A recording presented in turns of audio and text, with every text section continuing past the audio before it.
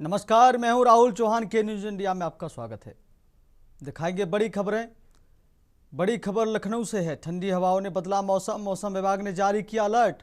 कई इलाकों में बारिश का येलो अलर्ट जारी। लखनऊ का आज अधिकतम तापमान 38 सेल्सियस, न्यूनतम 21 सेल्सियस के आसपास। 30 से 40 किलोमीटर प्रति घंटे की रफ्तार से आंधी चलने की संभावना। तो इस वक्त की बड़ी खबर लखनऊ से आपको बता रहे हैं। मौसम विभाग ने जारी किया अलर्ट। कई इलाकों में बारिश का येलो अलर्ट जारी किया गया है। लखनऊ का आज अधिकतम तापमान 38 सेल्सियस। कई इलाकों में बारिश का येलो अलर्ट जारी किया गया है। इस वक्त की बड़ी खबर लखनऊ से आपको बता रहे हैं। लखनऊ का आज अधिकतम तापमान 38 सेल्सियस, न्यूनतम 21 सेल्सियस के आसपास। 30 से 40 किलोमीटर प्रति घंटे की रफ्तार से आंधी चलने की संभावना। ठंडी हवाओं ने बदला मौसम। मौसम विभाग ने जारी किया अलर्ट। लखनऊ से इस वक्त की बड़ी खबर आपको बता रहे हैं। कई इलाकों में बारिश का येलो अलर्ट जारी। लखनऊ का आज अधिकतम तापमान 38 सेल्सियस। कई इलाकों में बारिश का येलो अलर्ट जारी। लखनऊ का आज अधिकतम तापमान 38 सेल्सियस, न्यूनतम 21 सेल्सियस के आसपास। 30 से 40 किलोमीटर प्रति घंटे की रफ्तार से आंधी चलने की संभावना। ठंडी हवाओं ने बदला मौसम। लखनऊ से इस वक्त की बड़ी खबर आपको, बड़ी जानकारी आपको बता रहे हैं। मौसम विभाग ने जारी किया अलर्ट। कई इलाकों में बारिश का येलो अलर्ट जारी। लखनऊ का आज अधिकतम तापमान 38 सेल्सियस। कई इलाकों में बारिश का येलो अलर्ट जारी। लखनऊ से इस वक्त की बड़ी खबर आपको बता रहे हैं, बड़ी जानकारी आपको बता रहे हैं। लखनऊ का आज अधिकतम तापमान 38 सेल्सियस, न्यूनतम 21 सेल्सियस के आसपास दर्ज हुआ है। 30 से 40 किलोमीटर प्रति घंटे की रफ्तार से आंधी चलने की संभावना जताई जा रही है। ठंडी हवाओं ने बदला मौसम। मौसम विभाग ने जारी किया अलर्ट। अगली बड़ी खबर प्रयागराज से। प्रयागराज में मौसम ने अचानक ली करवट। तेज हवा के साथ बारिश के छींटे। सुबह से तेज धूप और दोपहर में छाए काले बादल। मौसम विभाग ने जारी किया ऑरेंज अलर्ट। तो प्रयागराज से इस वक्त की बड़ी खबर आपको बता रहे हैं। मौसम विभाग ने ऑरेंज अलर्ट जारी किया है। सुबह से तेज धूप और हल्की बारिश के छींटे दर्ज हुए हैं। मौसम विभाग ने जारी किया ऑरेंज अलर्ट। प्रयागराज में मौसम ने अचानक ली करवट। तो इस वक्त की अहम जानकारी आपको बता रहे हैं। तेज हवा के साथ बारिश के छींटे। सुबह से तेज धूप और दोपहर में छाए काले बादल।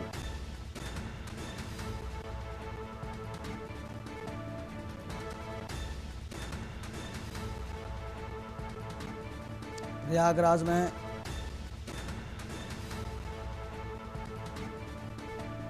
तो इस वक्त की अहम जानकारी आपको प्रयागराज से बता रहे हैं। तेज हवा के साथ ऑरेंज अलर्ट जारी। सुबह से तेज धूप और दोपहर में छाए काले बादल। मौसम विभाग ने जारी किया ऑरेंज अलर्ट। प्रयागराज में मौसम ने अचानक ली करवट। तेज हवा के साथ बारिश के छींटे। सुबह से तेज धूप और दोपहर में छाए काले बादल।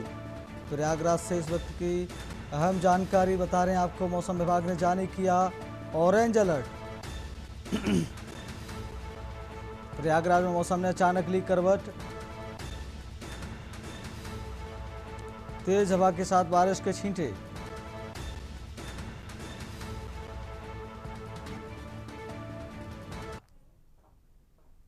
अगली खबर अंबिकापुर के रिंग रोड स्थित महामाया मंदिर के पास एक हथेड़ महिला का शव मिला है।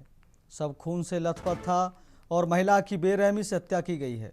महिला के सिर और गर्दन पर गंभीर चोट के निशान हैं। साथ ही पहचान छिपाने के लिए चेहरे को पत्थर से कुचल दिया गया है।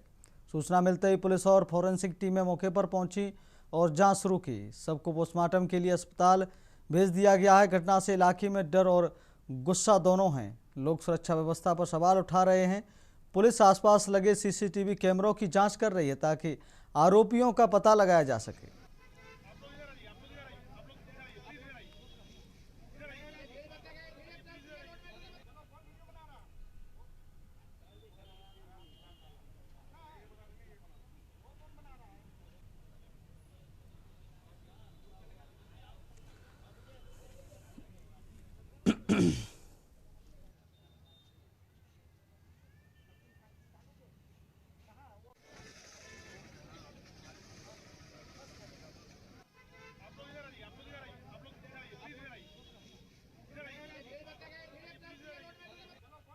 देखिए, आज सुबह वार्डवासियों का फ़ोन आया कि स्थानीय झीलम चौक में एक महिला का शव पड़ा हुआ है। तो हम लोग यहाँ पे आए, प्रशासन भी यहाँ पे आ चुका था उस समय।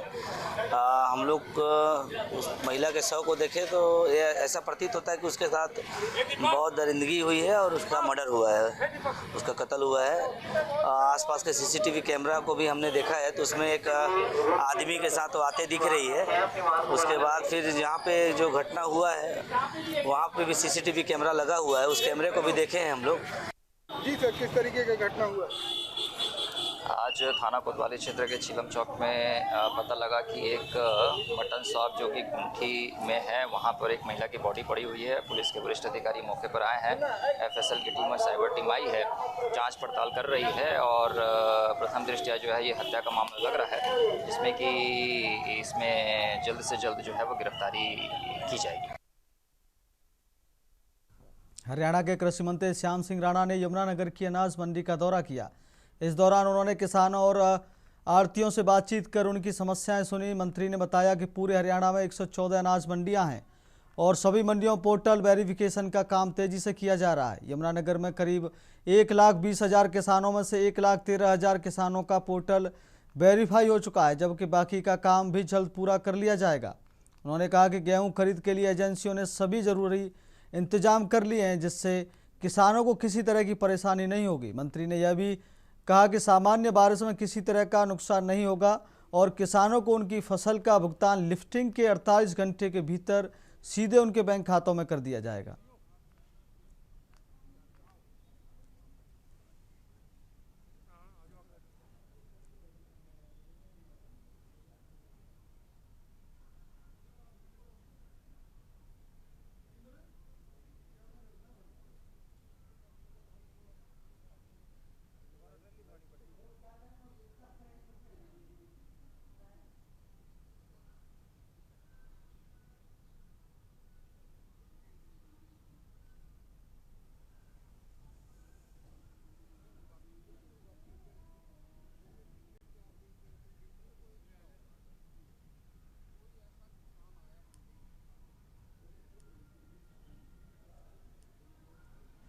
आज मंडियां टोटल हैं 114। हम सारियों में जाने का विचार है ताकि ये जो सिस्टम है पोर्टल का, ये वेरीफाई पूरा का 100% करना होता है हमारे को। अभी उसी के बारे में जानकारी लेने के लिए आए थे सेक्रेटरी से, ऑफिस से। अभी यहाँ 98% किसानों का वेरीफाई हो गया। अब कोई दिक्कत नहीं आएगी। जैसे गेट पे ट्राली आएगी, उसकी फ़ोटो हो जाएगी और उसका गेट पास कर देगा। ये मंडी के दायरे में ही होगा इतना काम ये, तो उससे मंडी में उसका अनाज बेचने में कोई दिक्कत नहीं आएगी। बिल्कुल प्योर काम हो जाएगा। फरीदाबाद के आदर्श नगर थाना क्षेत्र के बालाजी कॉलेज रोड पर सुबह करीब 10:30 बजे दो बाइक सवार युवकों के बीच किसी बात को लेकर बहस हो गई। बहस के दौरान एक बाइक सवार ने पिस्टल निकालकर दूसरे युवक पर फायर किया। गोली युवक के चेहरे पर छूते हुए पास से निकल गई और वह बाल बाल बच गया। इसके बाद आरोपी युवक और युवती बाइक और पिस्टल दोनों छोड़कर मौके से फरार हो गए। सूचना मिलते ही पुलिस मौके पर पहुंची और सीसीटीवी फुटेज खंगालकर आरोपियों की पहचान व गिरफ्तारी की कोशिश कर रही है। प्रत्यक्षदर्शियों और घायल युवक ने बताया कि आरोपी युवक और युवती स्प्लेंडर बाइक पर कट मार रहे थे। रोकने पर युवक ने पिस्टल से फायर किया। दूसरी फायरिंग को युवक ने रोक लिया। घायल युवक ने पुलिस से मांग की है कि आरोपी को जल्द पकड़ लिया जाए ताकि किसी और को खतरा ना हो।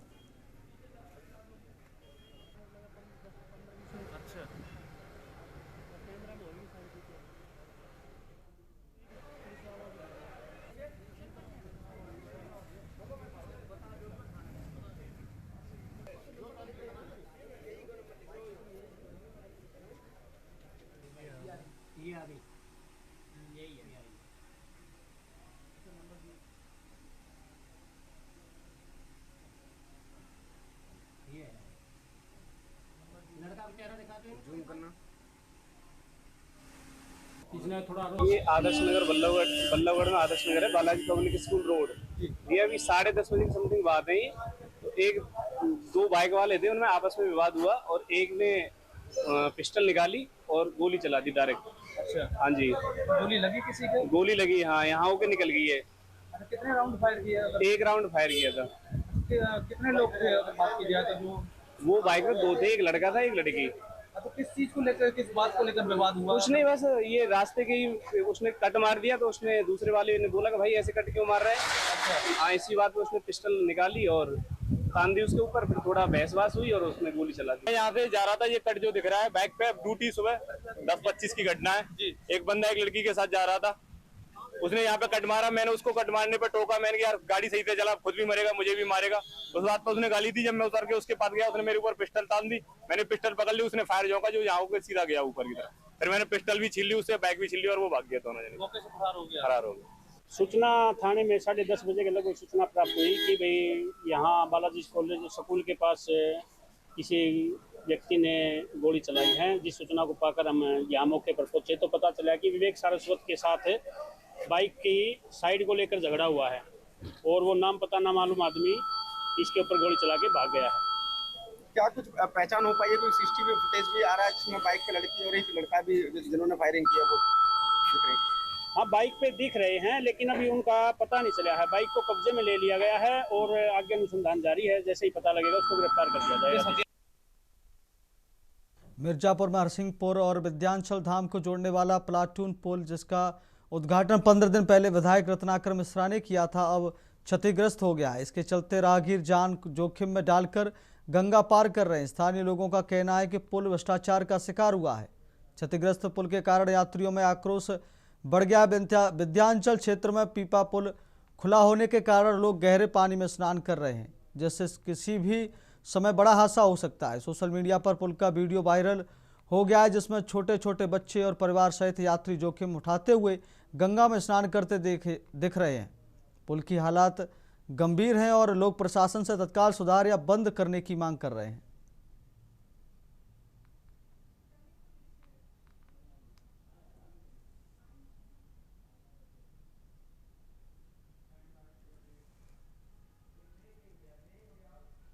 अब वक्त तो चला एक छोटे से ब्रेक का। ब्रेक के बाद फिर हाजिर होंगे।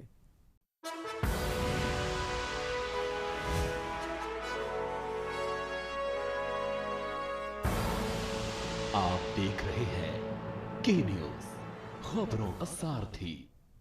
ब्रेक के बाद फिर आपका बहुत स्वागत है। सीधे लेकर चलते हैं आपको खबरों में। फिरोजाबाद थाना टुंडला पुलिस को मुखबिर खास द्वारा सूचना मिली कि थाना टुंडला क्षेत्रांतर्गत हुई लूट की मोटरसाइकिल लेकर अभियुक्त पुराना बाईपास रोड गैस से पहले बाई और खाली प्लॉट में मोटरसाइकिल की सौदा करने के लिए खड़ा हुआ है। उक्त सूचना पर थाना टुंडला पुलिस टीम द्वारा बाईपास रोड गैस प्लांट के सामने खाली प्लॉट से पहले पहुंचे तो पुलिस टीम को अपनी ओर आता देख एक संदिग्ध व्यक्ति द्वारा जान से मारने की नीयत से पुलिस टीम पर फायर कर दिया। आत्मरक्षार्थ पुलिस टीम द्वारा भी जवाबी फायरिंग की गई, जिसमें एक संदिग्ध व्यक्ति पैर में गोली लगने से घायल हो गया है, जिसकी पहचान विकास पुत्र पम्मी लाल निवासी नागऊ थाना टुंडला जिला फिरोजाबाद हुई है। ये विकास है, ग्राम नागऊ थाना टुंडला क्षेत्र का रहने वाला है। ये बाइक लूट की घटना इसने अपने साथियों के साथ मिलकर अंजाम दिया था, जिसमें ये वांछित था। पुलिस लगातार इसकी तलाश कर रही थी, संभावित स्थानों पे दबिश दे रही थी। आज सूचना ये मिली है कि गैस के पास जो जंगल है और बाउंड्री है, वहाँ ये छुपे छुपाए घूम रहा है और किसी घटना को अंजाम देने की फिराक में है। इस सूचना पे टुंडला पुलिस ने यहाँ दबिश दी है। पुलिस को देखते इसने पुलिस के ऊपर फायरिंग कर दी है। आत्मरक्षार्थ में पुलिस ने भी फायरिंग की है, जिससे इसके पैर में गोली लगी है। तत्काल इसको इलाज हेतु ट्रामा सेंटर भेजा गया है, जहाँ पुलिस अवरक्षा में इसका इलाज चल रहा है। इसके पास से जो बरामदगी हुई है, एक अवैध तमंचा 315 बोर खोखा और जिंदा कारतूस बरामद हुए हैं। मुरैना शहर के जीवाजीगंज इलाके में गर्ग नर्सिंग होम के बाहर परिजनों ने जमकर हंगामा किया। परिजनों का आरोप है कि अस्पताल प्रशासन ने इलाज में गंभीर लापरवाही की, जिसके चलते नवजात शिशु की मौत हो गई। प्रसव के बाद डॉक्टरों ने नवजात को दूसरे अस्पताल के लिए रेफर कर दिया था, लेकिन वहां पहुंचने से पहले ही शिशु की मृत्यु हो गई। गुस्साए परिजन डॉक्टरों और हॉस्पिटल स्टाफ के खिलाफ कार्रवाई की मांग कर रहे हैं। सूचना मिलने पर पुलिस मौके पर पहुंची और स्थिति को नियंत्रित किया गया।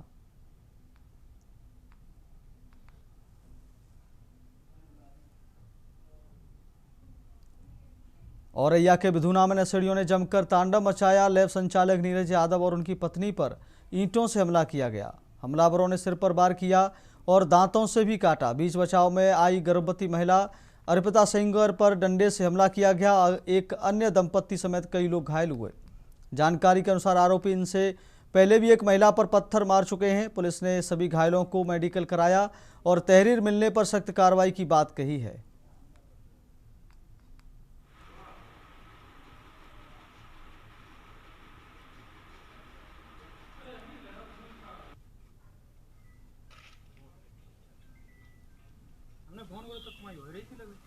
अरे वो नीचे गिराए थे यार।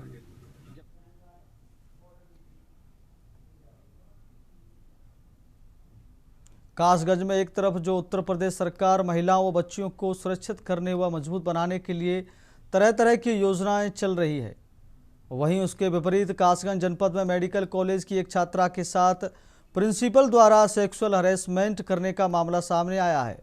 हालांकि छात्रा की शिकायत पर कॉलेज की डायरेक्टर ने टीम गठित कर जांच कराई और प्रिंसिपल को दोषी पाए जाने पर कॉलेज से निष्कासित कर दिया गया। निष्कासित होने के बाद भी प्रिंसिपल कॉलेज में पुनः रखने के लिए डायरेक्टर पर लगातार दबाव बनाने में लगा हुआ है।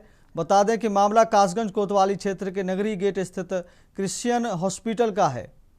क्रिश्चियन हॉस्पिटल में संचालित मेडिकल कॉलेज की एक छात्रा द्वारा अपने ही कॉलेज के प्रिंसिपल अदनान खान पर उसके साथ सेक्सुअल हरेसमेंट करने का आरोप लगाया था और इसकी लिखित शिकायत डायरेक्टर नीना लायल को की। शिकायत में छात्रा ने बताया कि प्रिंसिपल अदनान खान उसकी ड्यूटी ज़्यादातर अपने घर के आसपास लगवाता था और ड्यूटी पर आते आते समय उसे अपने घर बुलाता था। इस शिकायत मिलने के बाद डायरेक्टर नीना लॉन आईसीसी की टीम गठित कर मामले की जांच कराई। जांच के दौरान प्रिंसिपल अदनान खान ने अपनी गलती स्वीकार की और माफ़ी मांगी, जिस पर आईसीसी जांच कमेटी ने प्रिंसिपल को दोषी पाए जाते हुए कॉलेज से निष्कासित करने की सिफारिश भी की।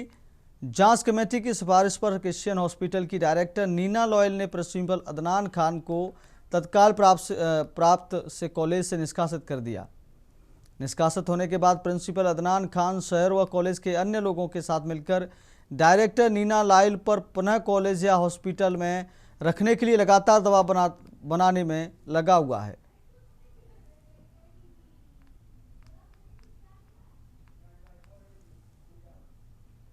खबर मैनपुरी में अज्ञात वाहन ने बाइक सवार को अपनी चपेट में ले लिया। हादसे में 3 लोगों की जान चली गई, 2 लोगों की मौके पर मौत हो गई और एक ने अस्पताल पहुंचने पर दम तोड़ दिया। देर रात हुए हादसे में मृतकों के शव काफ़ी देर तक सड़क से गुजरने वाले वाहन कुचलते रहे। अंधेरा होने के कारण हादसे की जानकारी पुलिस तक देर से पहुंची।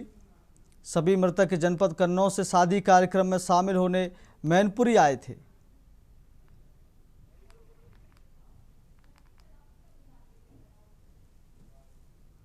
हमने सुनी थी कि एक्सीडेंट कहीं हो गया जी। तो जब गेट पे आया हम तुरंत तो आए नहीं, जब इधर आगे बाद में आया। क्या देखा आपने यहाँ पे? है? आपने क्या देखा यहाँ पे? एक्सीडेंट देखा तो 2 की डेथ हो चुकी थी, 1 की सांसें चल रही थी। तो सूचना आपने पुलिस दी, किसको दी? मैंने 112 पे कॉल की थी। उसके बाद तब तक बाइक वाली 100 नंबर वाली गाड़ी आ चुकी थी। बाइक में कितने लोग एक्सपायर हुए हैं? 2 लोग। फिर कितने लोग थे यहाँ पे एक्सपायर? एक्सपायर 2 हो चुके थे।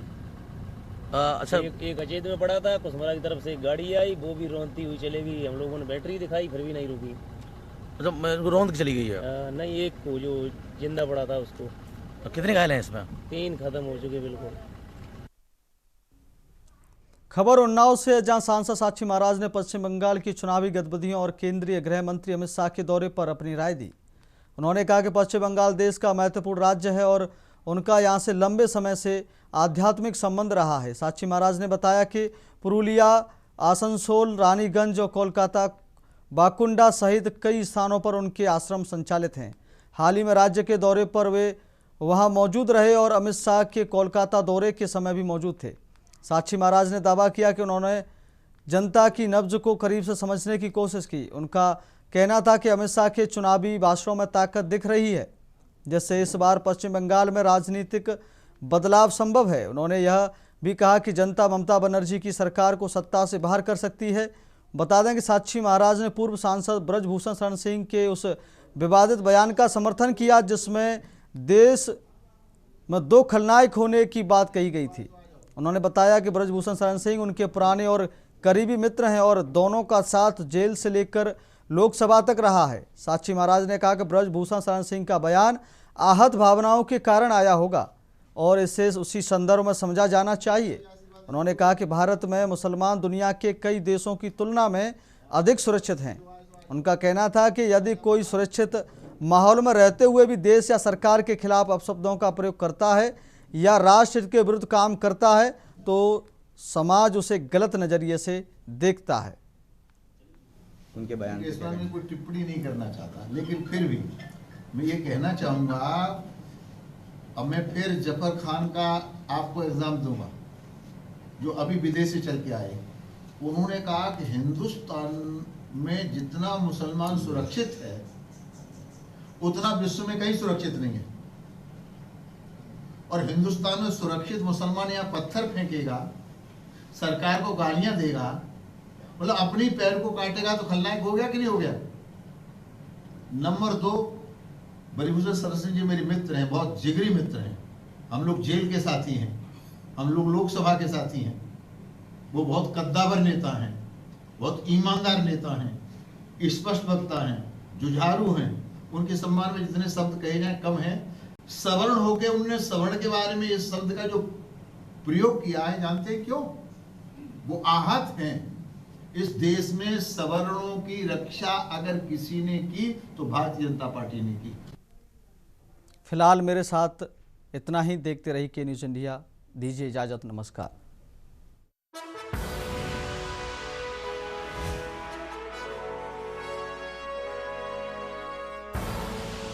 आप देख रहे हैं के न्यूज़, खबरों का सारथी।